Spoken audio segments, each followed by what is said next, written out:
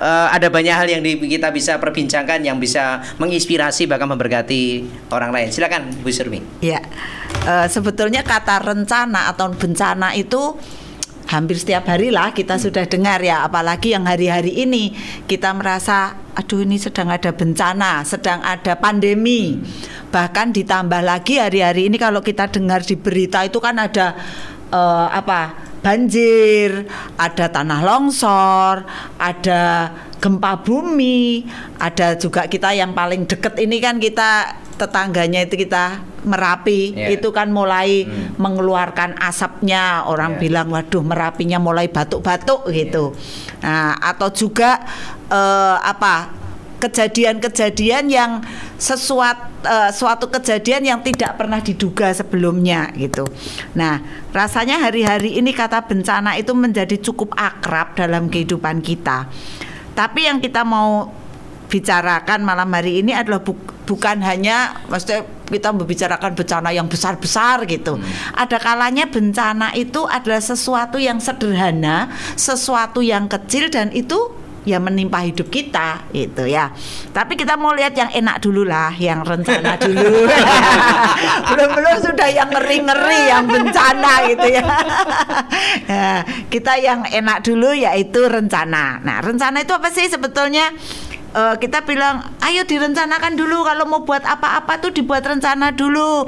Jangan asal mengerjakan, jangan asal membuat sesuatu tanpa ada perencanaan. Nah, kita sering kali dengar kata-kata seperti itu tuh, kita sering dengar entah itu dari orang tua kita, orang-orang di sekeliling kita, mau di sekolah, mau dimanapun. Nah, rencana itu adalah sebuah kerangka sesuatu yang akan kita kerjakan gitu. Jadi istilahnya itu kayak cetakannya gitu, cetakannya. Apa sih yang kita mau buat gitu. Misalnya saya merencanakan saya akan membuat patung gitu. Saya sudah punya rencana saya mau buat patung. Nah, di dalam pikiran saya dengan adanya membuat patung berarti ada hal-hal yang harus saya siapkan. Misalnya dari bahannya apa, nanti bentuk patungnya itu mau seperti apa, ukurannya seberapa, warnanya apa. Nah, itu termasuk di dalam sebuah perencanaan. Dari gagasan saya sudah saya rencanakan, oh seperti ini, seperti ini, seperti ini. Nah, ataupun kita punya tujuan, misalnya saya itu mau pergi ke kota A misalnya, yang deket aja lah, misalnya ke Solo gitu. Saya mau ke Solo. Nah, saya ke Solo tuh mau apa sih sebetulnya tujuan saya? Oh, ternyata saya ke Solo tuh cuma pengen makan nasi liwet gitu. Nah, terus jadinya kan mikir, kalau ke Solo makan nasi liwet mau naik apa? Berapa lama perjalanan? Nanti perginya sama siapa? Di sana ngapain aja? Nah, itu termasuk bagian di dalam sebuah rencana itu. Ya walaupun cuma sekedar pengen makan nasi liwet, ya nggak apa-apa, itu adalah sebuah rencana gitu. Daripada kalau misalnya kita pergi ke Solo ngapain nggak tahu, pokoknya ke Solo. Nah, itu kan orang jadi bingung. Sadar nggak gitu kan, orang jadi mesti mikirnya bilangnya mau ke Solo, mau apa nggak tahu gitu. Nah, jadi ada hal-hal yang sederhana yang sehari-hari yang kita lakukan pun itu tidak luput dari yang namanya sebuah rencana gitu. Dari kita bangun tidur lah pagi, kita tuh mau ngapain setelah bangun tidur itu. Ada orang-orang yang ya sudahlah pokoknya bangun tidur ya bangun aja, habis itu mau ngapain ya nanti lihat nanti. Ada, tapi juga ada yang bangun tidur itu sudah mikir habis ini aku harus itu harus bangun tidur harus mandi dan jangan lupa gosok gigi. Itu harus. Soalnya kalau bangun tidur langsung kumakan, nah tidak baik itu. Kata nenek tidak baik. Nah, jadi itu ada seorang yang memang sudah hidupnya itu bukan selalu dipenuhi perencana, bukan, tapi dia sudah ngerti ada tujuan, kerangka hari ini itu aku mau apa aja yang akan aku lakukan, itu sudah ada di dalam sebuah perencanaan. Apalagi kalau kita ini sekolah di ekonomi atau yang kuliah-kuliah yang jurusan ekonomi ambil manajemen. Nah, itu adalah makanan pokok sehari-hari ya. Karena perencanaan itu bagian dari tindakan manajemen itu gitu loh. Nanti ada planning, organizing apa-apa. Nah, kan yang pertama selalu disebut adalah planningnya dulu. Nah, planning itulah yang harus dilakukan. Nah, makanya kenapa sih kok rencana itu penting buat kita gitu ya. Karena dengan adanya rencana itu akan memberi arah, memberi tujuan, memberi langkah-langkah yang akan kita lakukan itu apa. Itu misalnya tadi saya bilang saya kepingin ke Solo. Tujuan saya adalah saya makan nasi liwet gitu. Walaupun nanti kadang ada efek sampingnya itu mampir kemana. Tapi kan tujuan utamanya itu jelas makan nasi liwet gitu. Nah, di dalam bayangan saya tidak harus selalu rencana itu harus ditulis gitu. Mau ke Solo terus ditulis saya mau ke Solo berangkat jam sekian naik ini, tidak harus sih. Tapi namanya perencanaan itu sudah ada di angan-angan kita bahwa oh aku pergi jam sekian, perjalanan menempuh waktu sekian lama. Nanti di sana nasi liwet yang paling enak itu ada di jalan ini. Jadi jangan belok lewat Wonogiri dulu baru ke Solo. Wah, itu tidak efektif. Nah, hal-hal seperti itu yang akhirnya membuat bahwa rencana itu membuat kita itu punya kerangka yang jelas, langkah-langkah yang lebih efisien, langkah yang lebih bagus. Jadi meminimalkan kerugian-kerugian yang mungkin bisa ditimbulkan. Ya, seperti tadi saya bilang pengennya makan nasi liwet, bisa sih ada efek sampingnya itu ada, mampir kemana beli apa nanti beli serabi lah beli apa, itu efek samping. Tapi setidaknya lebih bisa diminimalkan efek samping kerugian yang mungkin gitu, daripada kalau kita misalnya tadi mau pergi ke Solo mau ngapain nggak tahu gitu ya, pokoknya pergi aja lah ke Solo lah, nanti bisa mampirnya kemana-mana gitu.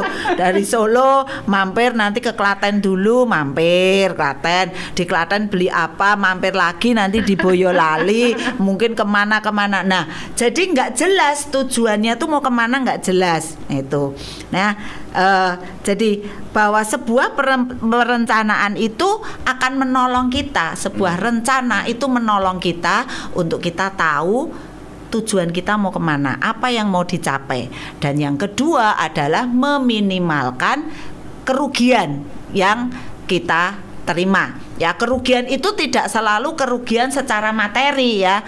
Kerugian bisa jadi kerugian waktu. Tadi harusnya perjalanan Jogja Solo itu hanya waktu 1 jam lah kira-kira ya. Sekarang lancar 1 jam.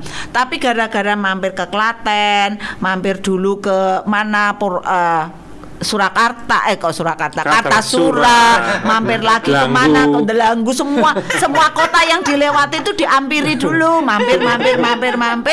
Akhirnya ke Solo jadi butuh waktu 6 jam gitu misalnya. Padahal mungkin kita bisa kerjakan hal yang lain, hanya gara-gara tidak terencana mampirnya itu jadi banyak. Nah, jadi, ada juga kita ini perlu merencanakan untuk hal-hal yang besar juga gitu. Misalnya kita mau membangun sesuatu, membangun rumah lah, atau membangun sebuah bisnis, atau membangun pekerjaan yang baru gitu ya. Kita perlu yang namanya rencana. Kecuali ya, saya sempat baca itu kisahnya tentang Bob Sadino. Ya, itu dia bilang nggak perlu rencana, karena rencana itu adalah bencana. Jadi jangan membuat rencana gitu. Saya baca agak bingung juga sih. Tapi buat dia, buat Bob ini nggak masalah ternyata, karena dia menjalaninya dan akhirnya dia berhasil dengan apa yang tidak dia rencanakan itu gitu. Tapi kan tidak semua orang punya feeling, punya kemampuan seperti beliau ini gitu. Nah, kalau kita masyarakat umum, masyarakat awam, ya tetap kita butuh yang namanya sebuah rencana, sebuah kerangka tujuan. Nah, ada sebuah nasihat yang bagus ya. Itu seperti ini. Tetapi janganlah mulai sebelum kalian memperhitungkan masak-masak biayanya. Ya, karena siapakah yang akan mulai membangun sebuah gedung tanpa memperhitungkan biayanya terlebih dahulu dan memeriksa apakah uangnya cukup untuk segala perongkosannya. Nah, nasihat ini berkata bahwa cobalah sebelum kamu memulai sesuatu tuh duduk, hitung dulu. Kamu mau bikin apa? Bahannya apa? Kekuatannya seperti apa. Nah, itu dibuat duduk, rancangkan masak-masak, hitung masak-masak. Jangan-jangan dengan uang yang kita punya misalnya 20 juta, kok kita pengen bangun rumah tingkat 3. Nah, itu kan jadi mungkin kita baru bikin pondasi aja belum beres, berhenti nggak tahu sampai kapan. Jangka waktu yang tidak ditetapkan gitu ya. Mungkin bukan 3 ke atas tapi 3 ke bawah. Jadi baru pondasi aja ya. Nah, setelah kita berbulan-bulan bertahun-tahun tidak bisa menyelesaikan, kan orang biasa jadi ngomong, ini mau bikin apa sih? Ini jadinya tuh mau bikin apa? Mau bikin kolam atau mau bikin hutan gitu kan akhirnya karena nggak dibangun mungkin jadi tanamannya lebih tinggi, mau jadi kolam mau jadi hutan gitu. Nah, nasihat ini mengingatkan kalau kita mau bikin apa-apa duduk, pikirkan, hitung ya, kalkulator itu penting, sempoa penting ya, jadi buat ngitung itu maksudnya. Ya, hitung dulu kalau mau bangun gedung, hitung dulu biayanya, hitung dulu apakah kamu cukup uangmu itu untuk ngongkosi semua yang diperlukan untuk bangun itu. Nah, ini nasihat yang harus kita ingat, yang harus kita pegang dalam keadaan apapun, baik itu perencanaan yang besar maupun perencanaan yang kecil ya. Karena kayaknya sih bisa kita ngomong cuma masalah kecil aja masa harus dibuat perhitungan, dibuat perencanaan. Tapi pada kenyataannya walaupun sebuah kegiatan yang mungkin dirasa kecil, kalau kita tidak merencanakan, kadangkala kita juga akan mengalami yang namanya berhenti di tengah jalan ya. Contoh misalnya kita ini mau pergi ya, pergi naik motor gitu. Kita nggak pernah punya perencanaan bahwa ini motorku itu sudah waktunya servis, atau waktu motorku ini bannya sudah 3 bulan nggak pernah dicek, atau businya juga nggak pernah dicek atau apa. Kita pokoknya bablas aja, pergi-pergi aja gitu. Kita nggak pernah punya perencanaan atas motor yang kita pakai. Misalnya harus setiap berapa bulan atau berapa kilo harus diservis. Kita nggak merencanakan itu. Pada waktu kita memakainya, tiba-tiba di jalan berhenti, mogok gitu kan. Nah, kenapa sih ini motor nggak mau diajak kerja sama?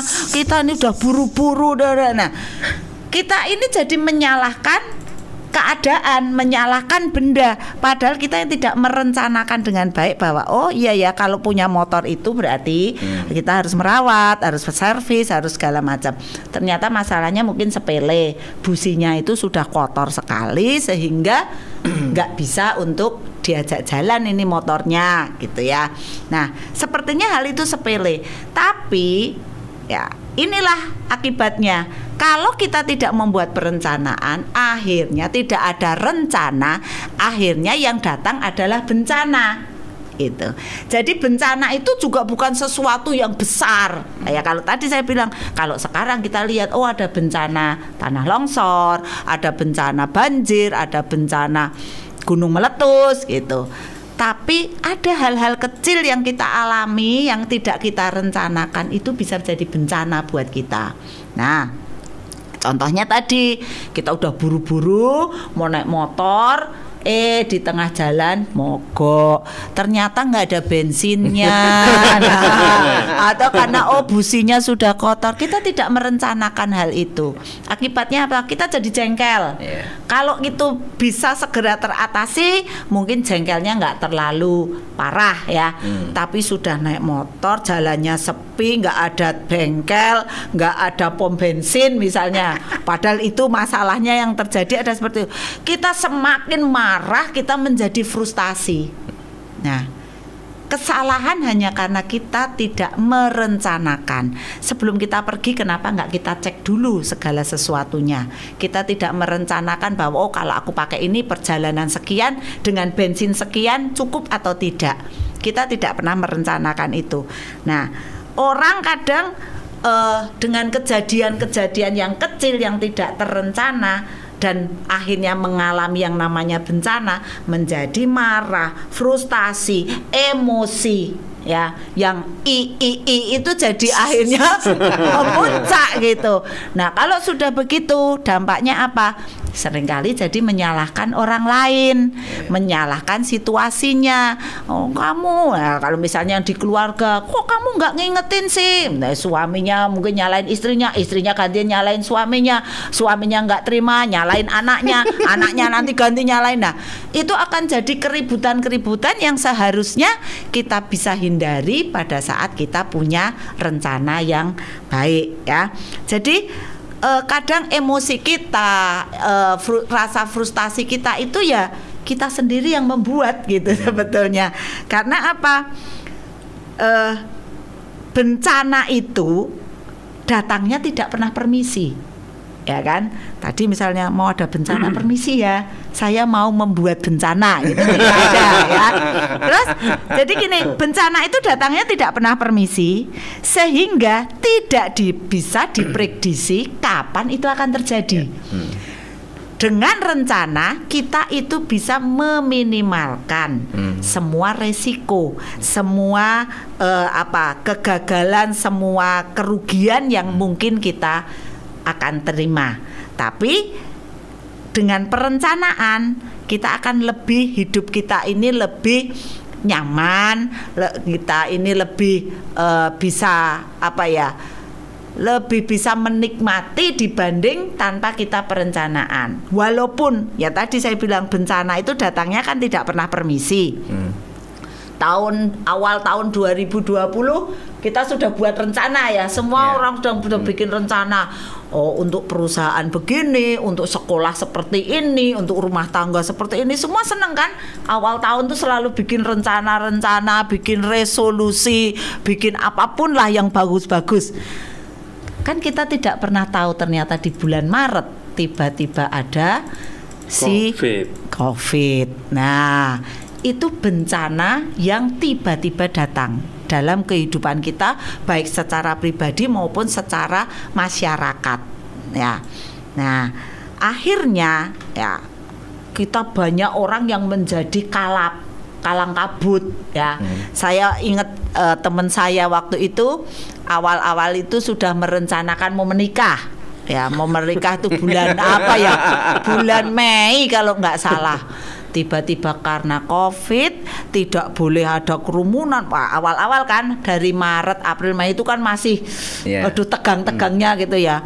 Dia akhirnya ditunda dalam waktu yang tidak bisa ditentukan gitu.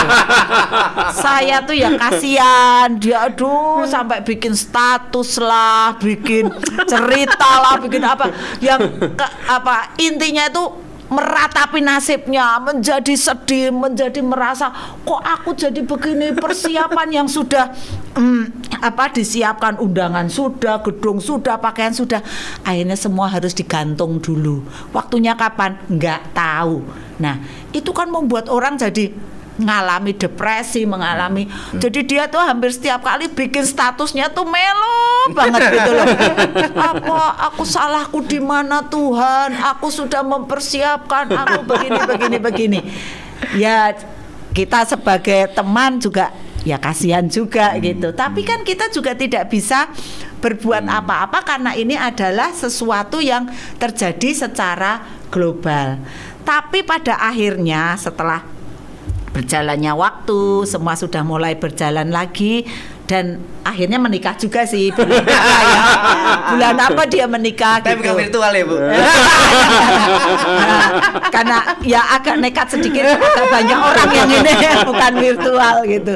Nah, dari situ terus saya bilang, gimana setelah akhirnya berhasil menikah gitu.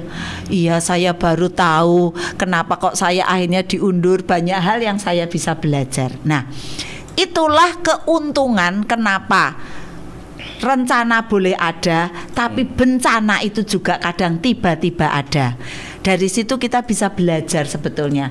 Kalau kita ini misalnya yang dunia pendidikan nih ya, sekolah, semua berjalan normal seperti biasa, pagi sekolah, anak-anak diantar, orang tua, kadang ada ibu-ibu yang nunggu ketemu ngerumpi lah, apalah, nah, ini kelompok. Ya akan seperti itu terus, tidak ada peningkatan apa-apa.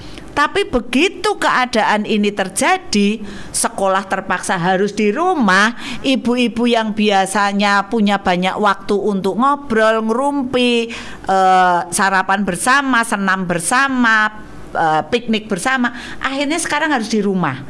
Di rumah apa? Ngajari anak. Karena selama ini juga nggak pernah ngajarin anaknya. Kan pagi udah ditaruh ke sekolah, urusan guru kan. Pulang nanti ya bikin PR, sudah ada guru les misalnya. Nah sekarang mau nggak ada guru les karena nggak boleh banyak ketemu orang. Mau nggak mau harus ngajarin anak untuk mengerjakan tugas-tugas sekolah. Yang nggak tahu tentang program Zoom, nggak tahu program Google Classroom, akhirnya harus belajar gitu. Nah itu jadi nilai tambah karena adanya bencana. Ibu-ibu harus belajar, termasuk saya. Saya ini gaptek gitu. Tapi gara-gara anaknya gini loh mah, Google Classroom tuh gini.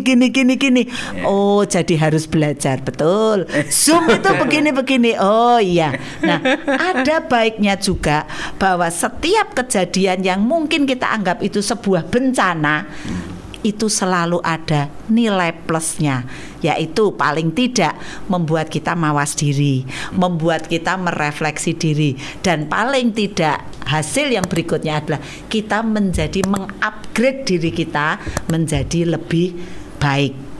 Seperti itu. Mungkin Pak Caca mau nambahin? Ya, saya mau nambahin sedikit. Jadi segala yang terjadi dalam hidup kita tidak pernah tidak pernah ada yang kebetulan. Pasti ada namanya rencana dari Tuhan. Dan saya percaya rencana yang dari Tuhan itu baik dan indah. Endingnya itu indah. Saya sangat terharu juga dengan peristiwanya Sriwijaya Air ya. Ada keluarga yang akhirnya tidak bisa terbang karena gara-gara belum swab. Akhirnya kan tidak meninggal, tidak meninggal bersama dengan semua yang terbang. Nah, mereka akhirnya bercerita bahwa, aduh syukur ya, coba kalau gara-gara swab saya lolos, saya akan sama-sama bareng dengan mereka. Nah, saya percaya yang terjadi itu memang semua sudah diatur dan sudah direncanakan oleh Tuhan, dan pasti endingnya itu baik buat kita semua.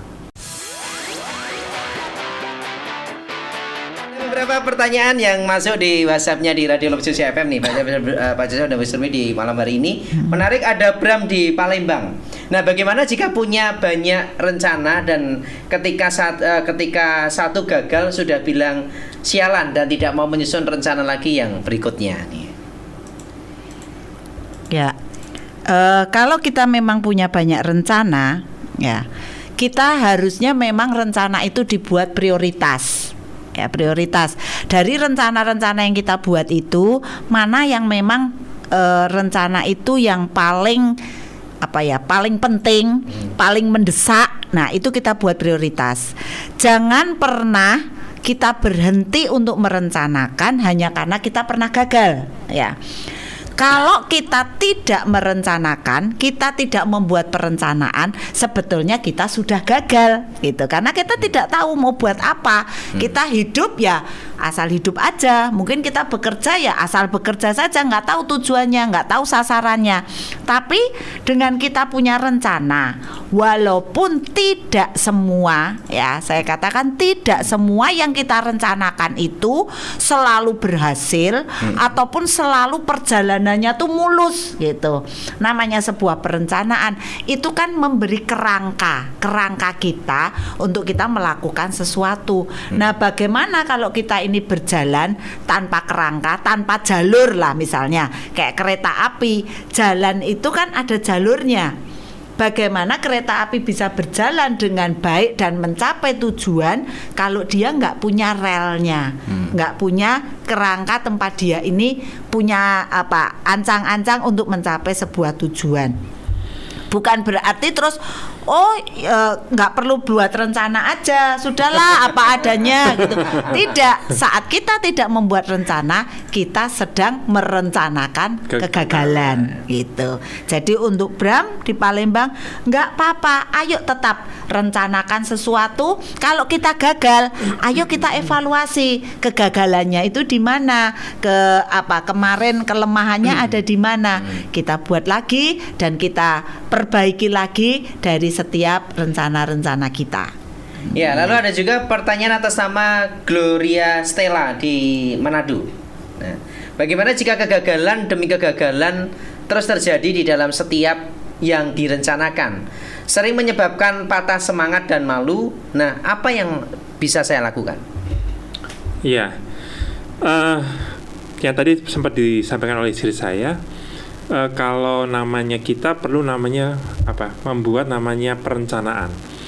Perencanaan itu juga perlu tidak hanya satu ya, ada plan A, plan B, plan C.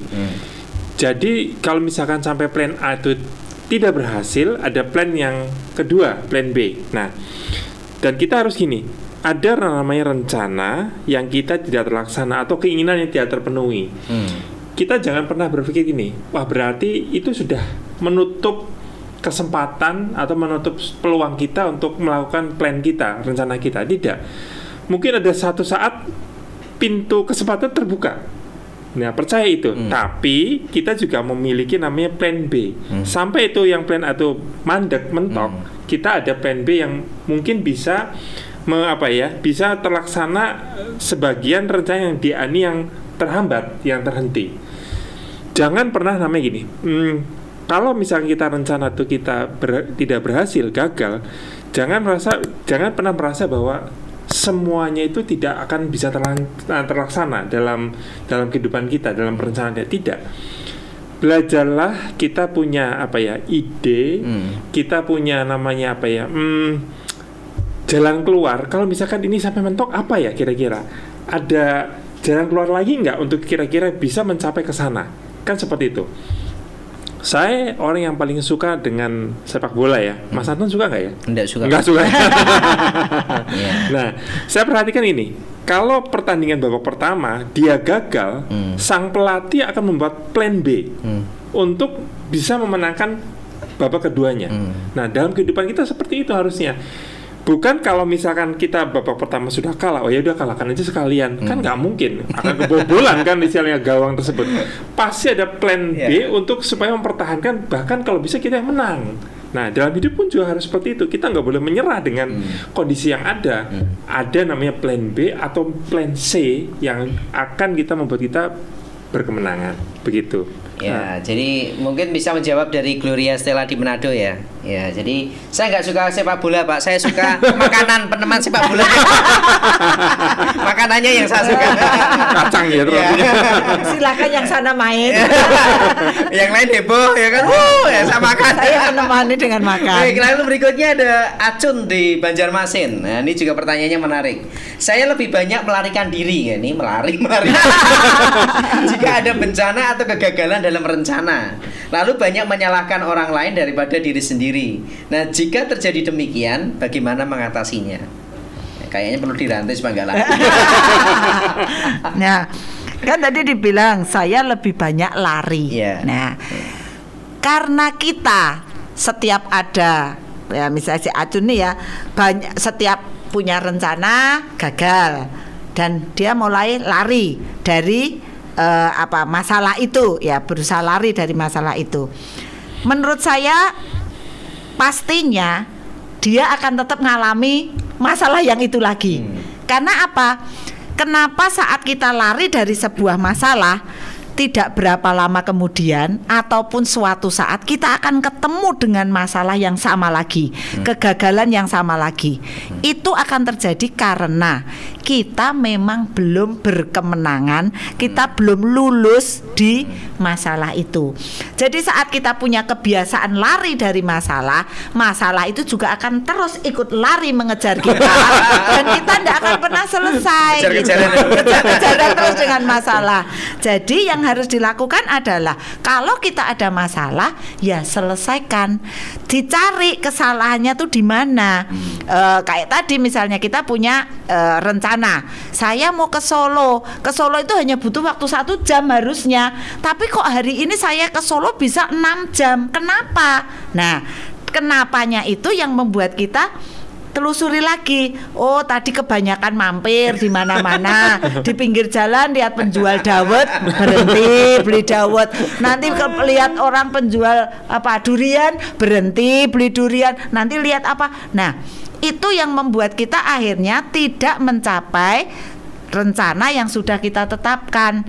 Dan kalau kita merasa ya sudahlah, setiap bikin rencana gagal, dan nggak usah ngapa-ngapain, atau kalau ada masalah lepas tangan, nggak mau urusan, nggak mau ikut-ikut, ya misalnya seperti itu, suatu saat akan ketemu lagi dengan masalah yang sama. Karena apa? Kita belum tahu, belum lulus untuk menyelesaikan masalah yang itu tadi. Seperti anak sekolah, kalau mau naik kelas, dia harus ngikuti yang namanya tes, ya. Entah tes akhir semester lah, tes kenaikan kelas, tes kendali mutu, apapun yang namanya, harus ikut dan mengerjakan tes. Itu baru setelah itu tahu hasilnya, sesuai KKM tidak, lolos atau tidak. Nah, sepanjang dia tidak, enggak mau, aku mau naik kelas tapi aku enggak mau tes. Jadi setiap waktu pas tes dia enggak masuk, pas ada ujian dia enggak datang, dia enggak mau mengerjakan. Ya sampai kapanpun kalau tetap pengen naik kelas, balik lagi duduk kerjakan soal ujian. Itu. Jadi prinsipnya sama dalam kehidupan kita sehari-hari. Kalau kita belum mengerjakan soal ujian kita nggak akan pernah bisa naik kelas. Sama gurunya akan dipanggil lagi, mau naik kelas, ayo duduk. Saya mau tambahkan. Jadi yang perlu juga adalah kita punya jiwa petarung. Kalau jiwa petarung kan habis-habisan. Pokoknya harus berhasil.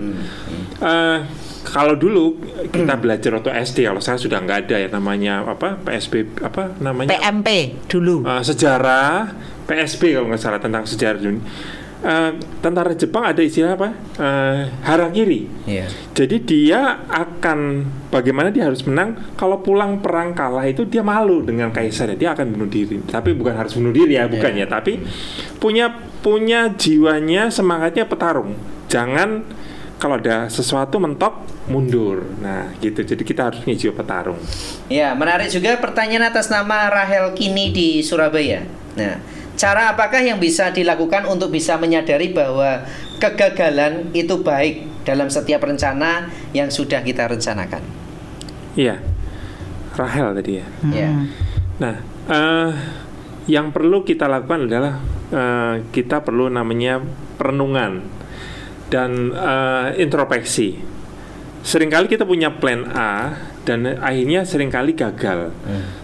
Tidak semua rencana yang gagal itu buruk bagi kita. Seringkali rencana yang gagal itu mungkin ada namanya yang tadi saya katakan, setiap kegagalan yang kita alami di dunia ini bukan tiba-tiba saja, tapi ada namanya rencana dari yang di atas, dari Tuhan.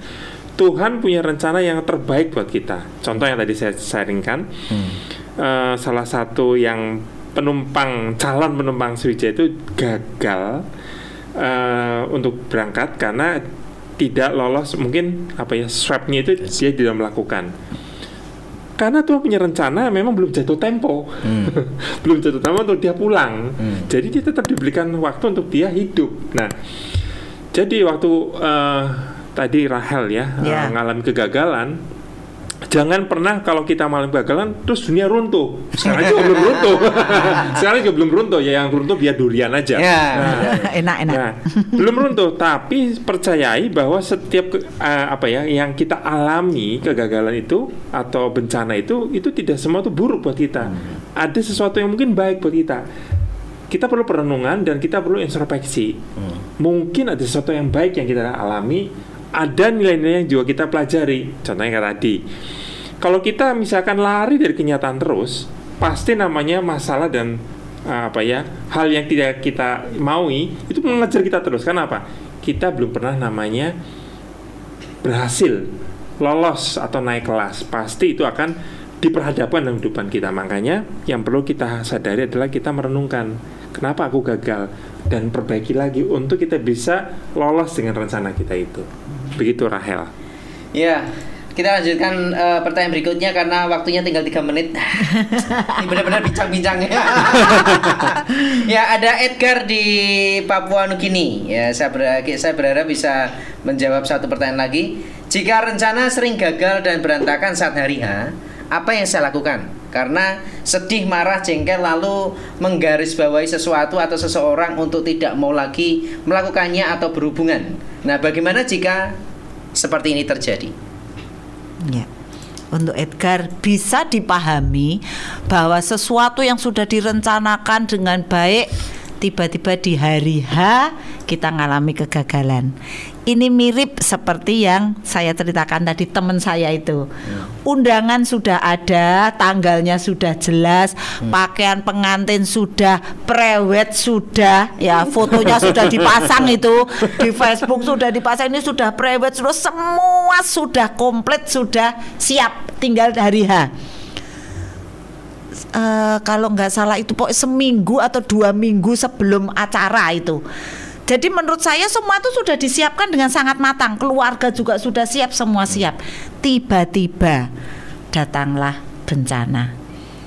Apa yang dialami? Dia kecewa, dia merasa hidup itu kok rasanya tidak adil, ya. Dia memang mengakui bahwa dia merasa seperti itu. Nah, itu adalah emosi yang wajar saat itu. Ya, saat itu emosi yang wajarnya adalah kenapa orang lain bisa menikah seperti yang diinginkan, kok aku tidak bisa? Kenapa semua yang sudah aku siapkan bubar begitu saja? Ada emosi-emosi yang mulai mengasihani diri sendiri, yang merasa menyalahkan situasi. Itu adalah emosi yang wajar karena kita ini manusia punya emosi, punya kehendak, punya keinginan, ya. Itu adalah hal yang wajar. Tetapi setelah kejadian itu, jadi kita tidak terus berlama-lama hidup di dalam menyalahkan diri sendiri atau menyalahkan orang lain, nggak ada gunanya juga. Terus kalau misalnya contohnya teman saya tadi, dia mau nyalain siapa? Mau nyalain COVID-nya, terus gimana, nggak pernah ketemu juga gitu kan, COVID nggak bisa gitu. Tapi akhirnya dia setelah beberapa waktu, beberapa bulan, dia mulai banyak yang menasehati juga, menguatkan, menenteramkan dia, dan akhirnya dia mengerti, iya, pada saat akhirnya dia bisa menikah, dia bisa melihat bahwa inilah waktu yang tepat, ini yang terbaik, semuanya siap, semuanya lebih baik, walaupun mungkin agak berbeda dari yang dia bayangkan semula gitu. Tapi saya lihat dari foto-fotonya, dari ini baik juga, acara pernikahannya baik. Jadi memang saat kejadian dia ada emosi yang diluapkan, nggak apa-apa, itu sebagai katarsis emosi yang harus diluapkan, daripada ada kejadian kan terus dia cuma diem gitu. Nah itu juga bahaya ya, buat kesehatan jiwa itu tidak baik. Jadi nggak apa-apa emosi sesaat, tapi jangan berlarut-larut di dalam rasa bersalah, rasa gagal ataupun menyalahkan orang lain. Begitu, Edgar. Baik. Iya, masih satu pertanyaan lagi, meskipun sudah jam 9 tepat. Ya, jadi masih satu pertanyaan lagi atas nama John Suluaga di Timor Leste. Ya. Pertanyaannya adalah, bisakah di balik bencana malah ada rencana yang besar dan baik bagi diri saya? Karena perenungan saya pribadi, setiap kali ada masalah atau kegagalan, saya jadi bisa menata atau mengevaluasi diri untuk ke depan semakin lebih baik. Jawabannya Sangat ya, bisa. sangat bisa. Sudah. Saya penutup ya Pak. Nah itu jawabannya dan kita pamit. Ya pasti sangat bisa, karena dari semua kejadian itu pasti ada baiknya buat kita. Tidak semua kejadian bencana itu buruk buat kita. Pasti yang kita alami itu karena ada namanya rencana Tuhan. Sutradara film itu pasti ada namanya skenario. Sutradara udah nulis tuh namanya, nanti endingnya itu seperti ini. Pasti ada seperti itu. Nah, kita harus percaya bahwa setiap kita juga ada sutradaranya yang luar biasa, itu Tuhan. Percayai bahwa Tuhan tidak pernah memberikan dalam kehidupan kita rencana yang buruk, yang jelek. Tuhan punya rencana yang baik. Selalu happy ending. Selalu happy ending. Tetapi yang buat bencana seringkali kita sendiri. Maaf ya. Bencana alam pun seringkali karena manusia loh. Banjir, longsor, karena manusia. Tuhan nggak pernah mereka-reka yang buruk buat kita. Pasti kasih yang terbaik. Begitu. Ya, mungkin Pak Cecep atau Bu Sumi, kita di menit terakhir bisa berikan pesan. Bukan pesan terakhir ya Bu, tapi pesan penutup. Pesan penutup di program Bincang Kehidupan malam hari ini, supaya rencana VS bencana yang didengar oleh Jujal Persmanya itu bisa menginspirasi. Bahkan kalau ada kegagalan, ya bukan berarti terus tadi seperti yang Pak Cecep katakan bahwa langit runtuh ya. Tapi biarkan durian yang runtuh. Sehingga kita bisa makan bersama-sama. Ya di sini kita cari durian. Ya, intinya adalah gini, jangan pernah takut untuk membuat rencana, karena itulah yang harus kita lakukan. Supaya dengan kita mempunyai rencana, kita tidak merencanakan bencana. Pada saat kita tidak buat rencana, kita itu sudah merencanakan untuk bencana itu terjadi dalam hidup kita. Tapi saat kita punya rencana, kita punya kerangka yang akan menjaga langkah-langkah hidup kita.